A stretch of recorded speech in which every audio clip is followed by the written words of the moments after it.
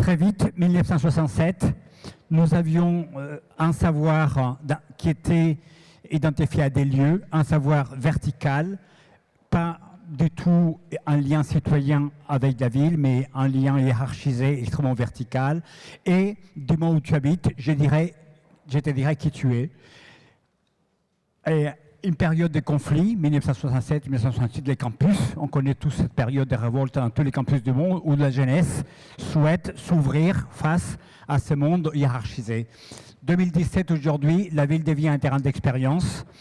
Les Living Labs, l'open data ouvre vers la ville, les compétences se multiplient, les compétences se mettent en réseau, les hommes et les femmes se mettent en réseau, les budgets participatifs arrivent dans les villes et il y a une manière nouvelle de s'impliquer dans la ville et de co-construire la ville très très vite. Donc au niveau mondial, c'est une tendance forte de Hyderabad en passant par Hanoï jusqu'à Medellín, Bogota, Boston et Paris. Mais 2067, donc, est-ce que nous allons changer la vie urbaine avec les makers? Est-ce que la ville deviendra donc auto-apprenante? Comment les travails salariés et la création de valeurs vont changer la ville? Comment les citoyens, à l'heure de l'IA, continuera à garder sa propre vision, son propre raisonnement et sa propre participation? Est-ce que la démocratie participative sera toujours inférente par rapport à l'humain plutôt que par rapport aux algorithmes et aux logiciels? Et enfin, est-ce que la manière d'apprendre sera liée aussi à une nouvelle manière de consommer et de produire pour éviter la gentrification du savoir? Merci Carlo. Alors à Paris, qu'est-ce qu'on apprend? On apprend lentement. Parce que je pris l'exemple de Paris-Rive-Gauche, on apprend lentement. Parce que en 67, les usines quittent Paris, on commence à explorer des friches dans des situations particulières. Et sur Paris-Rive-Gauche, on décide de construire une infrastructure au-dessus du faisceau ferroviaire. La question du coût de la ville à ce moment-là ne se posait pas de la même façon qu'aujourd'hui. Et je dirais que si Bercy apprend un peu de son histoire en décidant dès le démarrage de garder un certain nombre de bâtiments, sur Paris-Rive-Gauche, il aura fallu attendre les années 2000 bien passées pour garder à la fois les docks, la station F, le Grand Moulin et la halle aux farines. C'est pour ça que je dis qu'on apprend lentement, puisqu'il aura fallu 50 ans pour comprendre que le patrimoine, c'est un bien précieux qu'on ne sait pas reconstituer. Une fois qu'il est parti, il est parti. 2017, c'est plus facile. Je ne sais pas, c'est la ville autrement. Donc c'est beaucoup de choses qui ont été dites par Cynthia Fleury et Nicolas Detry, donc les questions s'enchaînent, évidemment, vous n'imaginez pas qu'on a fait ça comme ça, mais pas aussi bien que ce qui se passe ce matin quand même, hein. Je tiens à le souligner. Donc la ville autrement, c'est que du coup là, on se dit que planifié par les seuls experts, c'est plus ça. La ville d'aujourd'hui, ça s'ouvre à de nouvelles démarches portées par l'engagement citoyen et la révolution numérique, les deux en parallèle, avec la difficulté d'accorder les deux.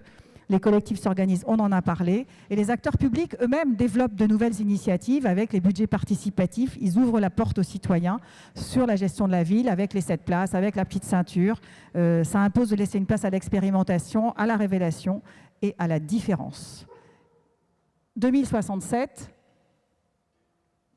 on n'y arrivera jamais. Il n'y a pas 2067, il n'y a pas d'avenir.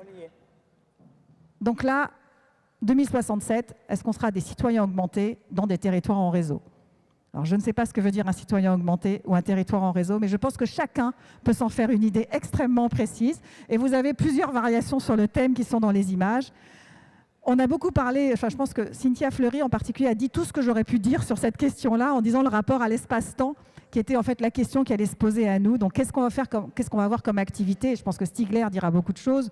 On a les nouvelles économies, on a l'évolution des revenus, on a les intelligences artificielles, on a la démocratie participative, on a les envies de cogestion, on a aussi le souci du patrimoine. Donc, quels seront ces nouveaux rapports qu'on va entretenir avec la ville et comment la ville va être aussi va introduire un nouveau rapport avec nous.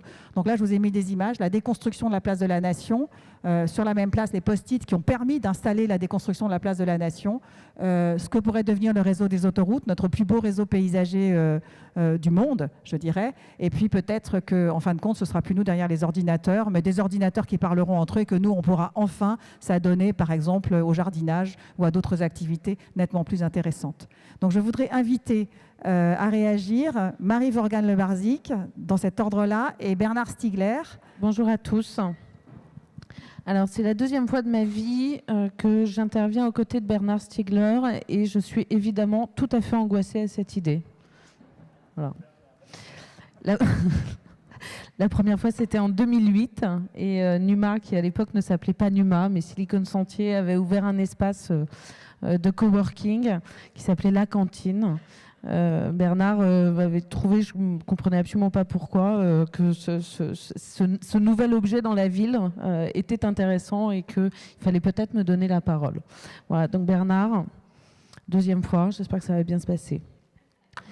Donc, je viens de commencer par un tout petit morceau d'histoire. Donc moi, je suis la dirigeante de Numa, qui est une entreprise aujourd'hui, qui est une entreprise qui est présente dans 8 villes dans le monde et qui a une longue histoire. C'est une entreprise jeune qui a 2 ans, mais qui a en fait 15 ans d'histoire, puisqu'en fait on s'est créé sous forme à l'époque d'association. C'est comme ça que je l'ai lancé.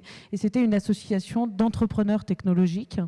Et ces entrepreneurs technologiques, en 2002, ils étaient seuls, isolés et en voie de disparition.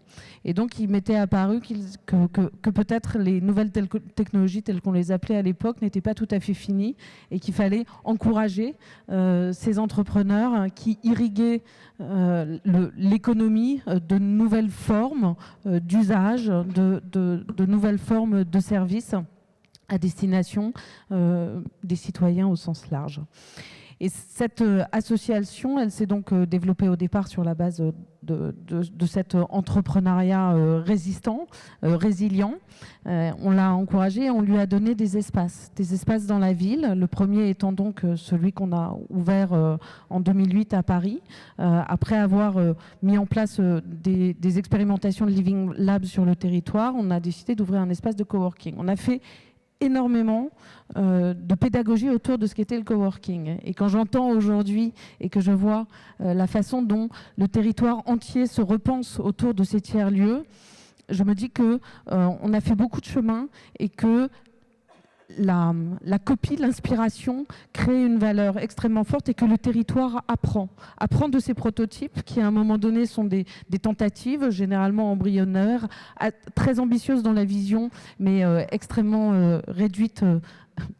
Voilà, ça, alors je vous présente Dominique qui gère son événement et qui me dit il te reste 4 minutes. Voilà.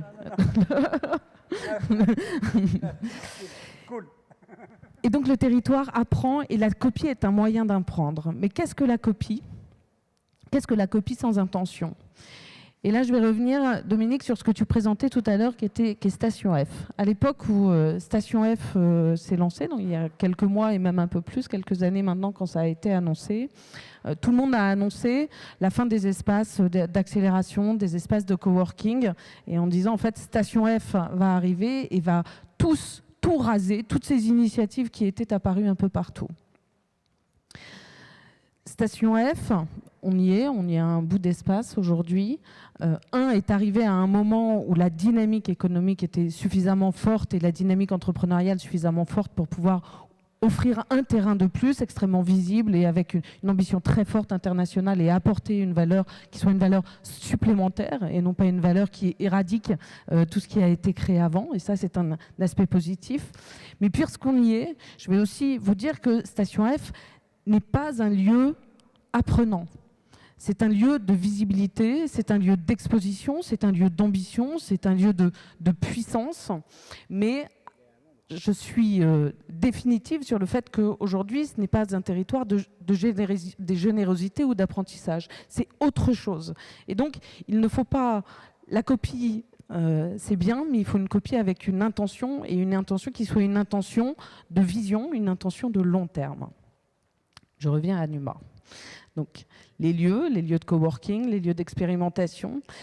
Nous, après cette vie d'association, à un moment donné, on s'est retrouvés dans notre forme juridique, notre legacy, en incapacité de continuer notre développement, puisque finalement, notre forme juridique nous mettait en difficulté par rapport à un environnement qui était devenu extrêmement concurrentiel, qui est celui des accélérateurs de start-up, celui des fonds d'investissement, celui des agences de communication, celui des sociétés de conseil, puisque notre métier est aujourd'hui réellement à la convergence de tous ces éléments. Et donc, on a racheté des actifs pour se transformer en entreprise et continuer de se développer. mais pas pour faire comme les autres. Pourquoi est-ce qu'on a souhaité se développer? On aurait pu dire finalement on a inspiré, on a révélé ces modèles et laissons les autres les copier et les emmener plus loin. La raison pour laquelle à ce moment-là de l'histoire j'ai souhaité faire converger absolument et définitivement la performance économique et la mettre à lui donner une intention qui soit une intention de long terme et une intention au bénéfice des humains, c'est parce que parfois dans la copie, on perd cette intention.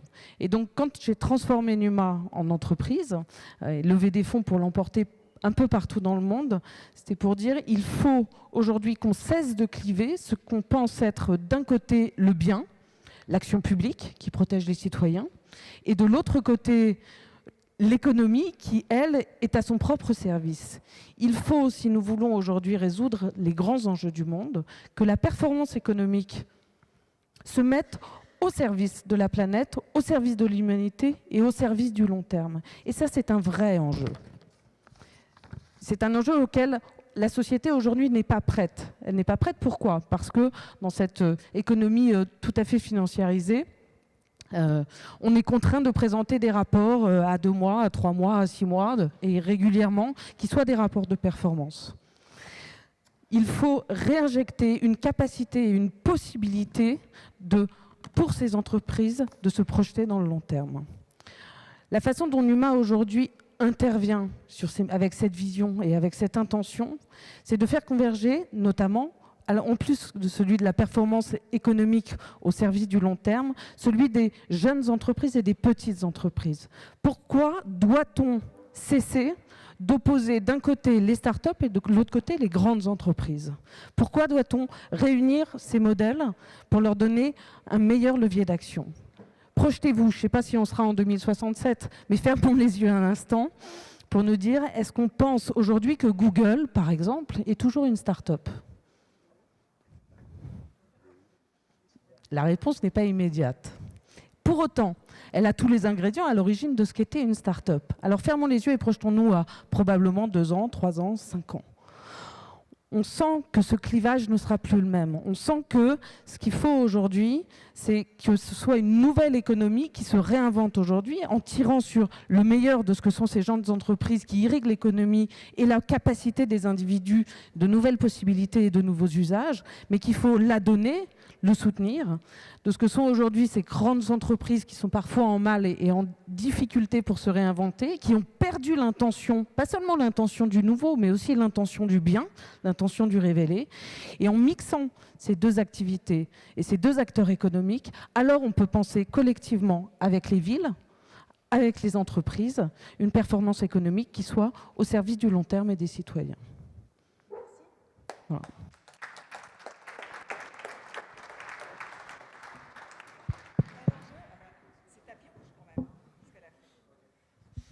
Merci beaucoup, bonjour à tous. Merci à Dominique et à Carlo pour leur invitation. Bon, moi je dirige un truc qui s'appelle l'Institut de Recherche et Innovation. J'enseigne à l'Université de Compiègne par ailleurs et en ce moment je pilote avec une petite équipe à Pleine Commune, un programme qui s'appelle Pleine Commune Territoire Apprenant Contributif. C'est un programme qui met l'économie au cœur de l'apprentissage. Mais une économie que nous appelons l'économie contributive. J'en dirai un mot tout à l'heure rapidement, en 10 minutes, ça passe très vite. Donc, je vous dis tout de suite que si vous voulez en savoir plus et des choses précises, vous pouvez aller sur le site recherchecontributive.org et là, vous aurez beaucoup d'informations. Alors, qu'est-ce que c'est que la ville apprenante? C'est d'abord la ville réapprenante. Il faut réapprendre à vivre. Il faut réapprendre à produire. Il faut réapprendre à penser. Et penser, je l'écris avec un A. Pourquoi? Parce que nous avons désappris. Nous vivons depuis 250 ans, c'est-à-dire depuis l'apparition de ce qu'on appelle maintenant l'Anthropocène, un immense processus de désapprentissage. Nous pensons que la ville de demain, c'est une ville qui doit mettre en place une méthode de réapprentissage, c'est-à-dire de désintoxication et de mise en place de nouvelles thérapeutiques, dont l'économie est un aspect. Mais l'économie n'est pas forcément l'économie entrepreneuriale. Il y a toutes formes d'économie. Et je dirais que la première économie, c'est ce que Freud appelait l'économie libidinale. Si nous ne réarticulons pas la question du désir et la lutte contre le devenir pulsionnel de l'économie, qui est une catastrophe. Et cette catastrophe, c'est l'objet du texte qui a été publié par 15 000 chercheurs il y a 3 jours dans Bioscience. Eh bien, nous allons, comme vous le savez, non pas en 2067, ce sera non pas la ville apprenante ou je ne sais pas quoi, mais l'apocalypse. C'est ça que disent ces gens-là. Chaque fois qu'on dit ça, on dit « Ah, ça y est, un apocalyptique, un mélancolique ou je ne sais pas quoi ». Je suis comme Cynthia Fleury, moi je suis mélancolique, mais je pense que la mélancolie, c'est ce qui permet de penser. Ce n'est pas nous qui le disons, c'est Aristote. Donc, et pas seulement Aristote, bien entendu. Donc, arrêtons de faire de la dénégation. Ce qui se prépare dans 50 ans, c'est une catastrophe, si nous ne faisons rien. Donc, prenons le problème par les cornes et qualifions-le. Nous proposons de le qualifier comme une question de déprolétarisation. La grande pensée de Karl Marx a été de décrire l'avenir du capitalisme industriel comme un processus de prolétarisation généralisée. Karl Marx avait expliqué dès 1848 que Alan Greenspan, le 23 octobre 2008, allait expliquer devant le Sénat américain qu'il était prolétarisé. Parce que c'est ce qu'il a fait pour justifier les incroyables catastrophes financières qu'il a provoquées, notamment avec le trading automatisé, etc. Il faut entrer dans un processus de déprolétarisation, qui est un processus que nous appelons aussi, en nous référant à Amartya Sen, un processus de capacitation, de capabilities. Et là, je croise tout à fait ce que disait Cynthia Fleury tout à l'heure sur la cité capacitante. Un territoire apprenant contributif, c'est un territoire capacitant. Maintenant, il faut poser quelques questions, je dirais, de méthodes fondamentaux, de méthodes fondamentales, des questions fondamentales de méthode, excusez-moi. Quand on se pose la question « Que sera la ville en 2067 ?» n'importe quelle personne honnête ne peut que répondre « Je ne sais pas ». Les gens qui vous disent « Je sais ce que sera la ville de 2067 » sont des escrocs, il y en a plein, hein. C'est un business, ça. Mais la seule réponse sérieuse, c'est de dire « Je ne sais pas ». Et la ville capacitante, c'est celle qui sera capable de dire « Je veux que ça devienne ça ». La question, c'est de vouloir, ici. Vouloir, savoir et pouvoir, Roland Barthes avait écrit un très beau texte là-dessus, doivent s'articuler, se réagencer autrement. Pourquoi se réagencer autrement? Parce que depuis les 50 dernières années, c'est-à-dire depuis 1967, année de publication du droit à la ville d'Henri Lefebvre, eh bien, nous avons appris que la technique est une question fondamentale. La technique, nous ne pouvons pas savoir ce qu'elle sera, mais nous pouvons par contre identifier ce que André Leroi-Gourhan appelait des tendances, les tendances techniques, qu'il a étudié en Sibérie, enfin bref, dans une démarche ethnologique, et dont il a publié les résultats en 1943 dans Milieu et technique, qui est un texte absolument fondamental que vous devez absolument lire si vous voulez sérieusement vous poser la question qu'est-ce qu'on peut vouloir pour 2067. Dans ce texte, Leroi-Gourhan dit qu'il faut distinguer deux choses. Les tendances techniques, il y a des tendances, et puis les faits techniques, qui ne réalisent jamais les tendances complètement. Les tendances techniques, elles sont induites, par exemple, la loi de Moore. Qu'est-ce que c'est? C'est une loi qui consiste, qui n'est pas une loi d'ailleurs, c'est une stratégie industrielle de Intel qui consiste à poser qu'on peut multiplier la mémoire par 2 tous les 18 mois. En fait, c'est une activité performative de l'industrie américaine qui va réaliser effectivement cette tendance technique à son profit, sous la forme de ce que André Leroi-Gourhan appelle des faits techniques. Les faits techniques, c'est la manière dont les entreprises s'approprient les tendances. Je vous donne un exemple. Total s'approprie les énergies nouvelles en achetant des entreprises pour les tuer. Ça, c'est une façon de s'approprier la tendance négativement, parce qu'on peut se l'approprier en luttant contre la tendance. Et généralement, c'est d'abord en luttant contre la tendance qu'on s'approprie une tendance. Alors, je pense qu'un territoire apprenant, une métropole apprenante, doit d'abord comprendre que sécréter une volonté de la ville, c'est transformer une tendance technique en un fait technique voulu par les habitants.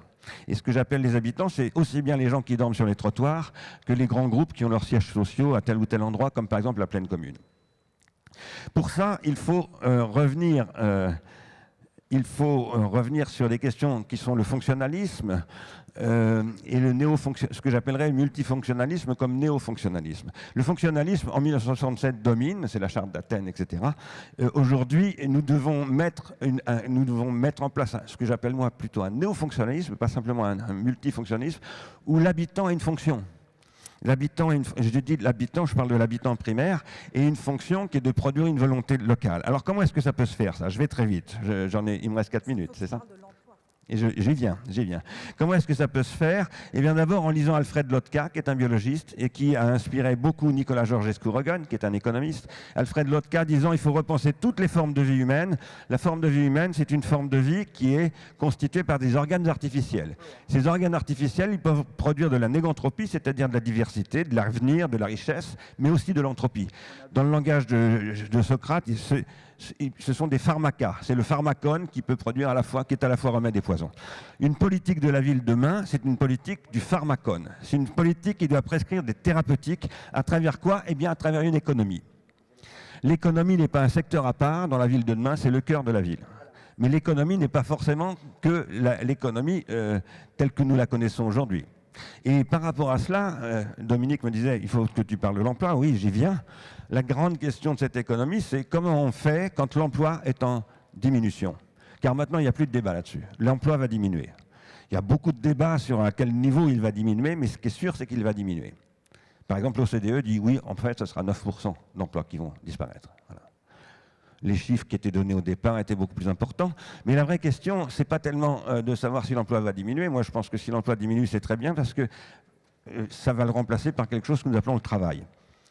Ce que je veux dire, c'est que la question de demain, c'est de repenser complètement la redistribution de la richesse à travers une autre économie qui n'est plus basée sur l'emploi, parce qu'il est en train de diminuer, mais sur la valorisation du temps libéré par les automatismes pour produire du travail. Un travail qui n'est pas forcément financé par un emploi, mais qui est financé par exemple par ce que nous appelons un revenu contributif, qui n'est pas le revenu minimum d'existence, qui est un revenu qui reprend le concept, le modèle des intermittents du spectacle et qui valorise la capacitation, qui le valorise de manière structurelle. Par exemple, en ce moment, sur Plaine Commune, j'étais en retard ce matin parce que j'étais auditionné par la Caisse des dépôts et le Commissariat général à l'investissement pour un programme de PIA.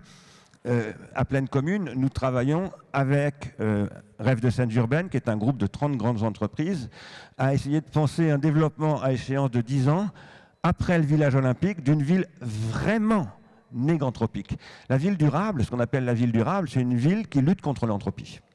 Contre l'entropie thermodynamique, contre l'entropie biologique, c'est-à-dire la réduction de la biodiversité, et contre l'entropie informationnelle, c'est-à-dire la crétinisation de masse dont le patron mondial s'appelle Donald Trump.